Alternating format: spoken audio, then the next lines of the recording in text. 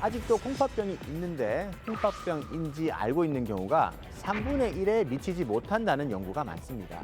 콩팥병이 있는지 없는지 알지도 못하는데 어떻게 대비하고 조심할 수 있겠습니까?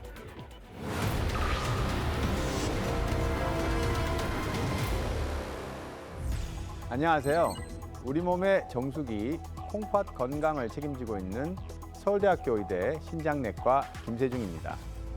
콩팥은 여기 보시는 것처럼 딱 주먹 한 개 크기입니다. 10cm 정도로 아주 작죠.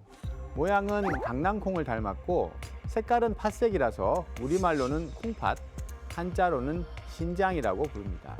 많은 분이 배 쪽에 있다고 생각하시지만 실제로는 등 쪽 갈비뼈 양쪽에 하나씩 붙어 있습니다. 우리 몸의 장기 중에 가장 뒤쪽에 위치하는데요. 이는 외부 충격으로부터 보호받기 위해 척추와 단단한 등 근육 사이에 자리 잡은 것입니다. 작아 보여도 전체 혈액을 40분마다 한 번씩 정수기처럼 걸러서 하루로 치면 30번 이상 반복합니다. 그래서 콩팥은 24시간 쉬지 않고 일하는 정수기입니다. 우리 콩팥에는 사구체라는 정수기 필터가 양쪽 합쳐서 200만 개나 있습니다. 병이 시작되어 이 필터 100만 개가 망가져도 남은 100만 개가 죽어라 일을 2배로 더합니다. 주인인 여러분들이 피곤하지 않게 하려고 남은 필터들이 과로를 자초하는 것이지요.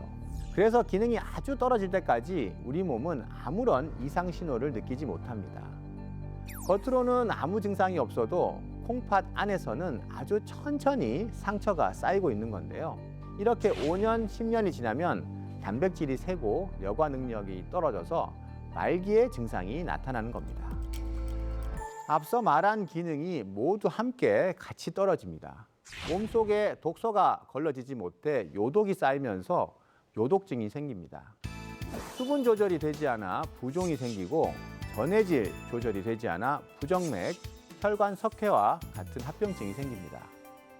호르몬 기능이 떨어져서 피가 안 만들어지고 빈혈이 오고 뼈가 약해지고 혈압 조절이 안 돼서 뇌졸중이나 심근경색과 같이 심혈관계 질환도 많이 생깁니다. 콩팥이 정수기라고 말씀드렸죠. 그 정수기 역할을 하는 것이 바로 사구체라고 하는 것인데요. 미세한 혈관들이 털 실뭉치처럼 엉켜있는 여과장치가 한쪽 콩팥에 100만 개나 들어있습니다. 그런데 혈당이 높으면 AG, 최종 당화산물이라는 혈당 대사 찌꺼기가 많이 생기는데요. 이것이 혈관 세포를 자극해서 혈관이 점점 딱딱해집니다. 이로 인해 압력이 올라가고 또 대사 찌꺼기가 사구체 사이사이에 쌓여서 여과 기능을 떨어뜨립니다. 그러면 사구체에 구멍이 숭숭 뚫려서 단백뇨가 생기면서 나빠지는 거죠. 혈압과 콩팥은 뗄래야 뗄 수 없는 바늘과 실 같은 관계입니다. 혈압이 높아지면 이 관계는 무서운 도구로 변합니다. 혈압이 높다는 것은 콩팥의 미세 혈관들에 엄청난 압력의 물줄기가 계속 쏟아지는 것과 같아요. 강한 압력이 계속되면 혈관이 버티지 못하고 망가지거나 딱딱해집니다.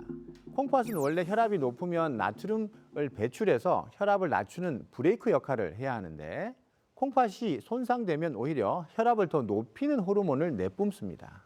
그래서 고혈압 환자에게 콩팥 관리란 단순히 장기 하나를 보호하는 게 아니라 내 몸의 혈압 조절 시스템 전체를 지키는 일입니다. 콩팥은 우리가 먹은 약을 최종적으로 걸러서 내보내는 곳이어서 콩팥을 꼭 거쳐가지요. 그런데 소변을 농축하는 과정에서 약 성분도 콩팥에서 아주 진하게 농축이 되어서 독성이 강한 약물들은 콩팥 세포를 직접 공격합니다. 그래서 신독성 있는 약물을 반복적으로 복용을 하면 그 손상이 만성으로 넘어갈 수 있는 것이죠. 특히 어르신들이나 이미 콩팥병이 있는 환자분들은 이러한 부작용에 더 취약할 수 있습니다. 꼭 필요한 약이라면 단기간만 사용하거나 콩팥 상태에 맞춰서 약 용량을 조절해서 복용할 수 있습니다. 그래서 담당 의사 선생님께 나에게 콩팥병이 있다, 콩팥병 몇 단계다, 사구체 여과율이 몇 점이다를 말씀하셔서 콩팥 상태에 맞춰서 안전하게 처방받으시기 바랍니다. 저는 친구들과 술자리를 자주 가는 편인데 요즘 통증 때문에 진통제를 먹을 때가 많습니다. 문제가 될까요? 술을 드신 뒤에 오는 두통이나 통증 때문에 무심코 집어든 상비약 한 알이 콩팥에는 치명적인 직격탄이 될 수 있습니다. 술과 약은 둘 다 간에서 해독되기 때문에 같이 먹으면 약 효과가 너무 세지거나 반대로 안 듣거나 할 수 있어요. 또 어지럼이나 졸림이 심해져서 사고 위험이 커질 수도 있고요. 위장이나 간에도 부담이 됩니다. 두통, 치통, 관절통, 해열제 등 흔히 사용되는 엔세이드 소염 진통제도 콩팥에 영향을 줄 수 있어요. 진통제가 필요한 경우에는 엔세이드 소염 진통제가 아닌 아세트아미노펜 계열의 진통제가 콩팥에는 안전합니다. 혈당 조절이 어렵다, 혈압 조절이 어렵다라고 하는 사람은 콩팥 검진할 때 어떤 수치를 꼭 살펴봐야 할까요? 콩팥병은 증상으로 진단하는 것이 아니라 검사 결과로 진단합니다. 콩팥병을 진단하는 혈액 검사인 사구체 여과율, 콩팥 점수가 있고요. 소변 검사는 단백뇨, 이렇게 확인하시면 됩니다. 이 모든 정보가 국가 건강검진 결과에 다 나와 있습니다. 특히 약을 많이 먹는다, 혈당, 혈압 조절이 잘 안 된다 하는 분들은 최소한 1년에 한 번 이상은 이 지표를 꼭 확인하셔야 합니다. 주변에서 여러 가지 민간 요법이나 건강 보조식품을 추천하는데 이런 것들도 콩팥에 독이 될까요? 건강보조식품이나 민간요법은 콩팥병 환자들을 대상으로 검증된 약이 아닙니다. 안전하다고 할 수 없습니다. 건강보조식품이나 민간요법에 의지하느라고 콩팥병 치료의 시기를 놓칠 수 있습니다. 콩팥병은 진행한 이후 회복하기 어려울 수 있기 때문에 효과가 입증된 약으로 초기부터 확실하게 치료하는 것이 중요합니다. 천연 성분이라고 안전하다라는 말은 콩팥병에서는 맞지 않습니다. 오히려 칼륨이나 인과 같은 전해질이 많은 경우에 부정맥이나 급성 콩팥 손상으로 이어지는 경우가 있습니다.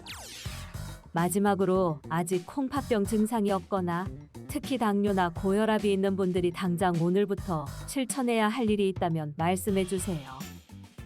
무엇보다 나에게 콩팥병이 있는지를 인지하는 것이 중요합니다. 아직도 콩팥병이 있는데 콩팥병인지 알고 있는 경우가 3분의 1에 미치지 못한다는 연구가 많습니다. 콩팥병이 있는지 없는지 알지도 못하는데 어떻게 대비하고 조심할 수 있겠습니까? 특히 콩팥은 노화 과정에 있기 때문에 고령이 되면 될수록 콩팥 기능이 약해질 수밖에 없습니다. 나이가 들더라도 콩팥 기능을 잘 건강하게 보존하는 것이 다른 신체의 건강을 유지하는 데 중요하기 때문에 콩팥 관리하는 것이 가장 중요하다고 생각합니다. 증상이 없더라도 내 콩팥이 건강한지 또 콩팥병이 있다면 점수가 어느 정도인지 꼭 알고 계시기 바랍니다.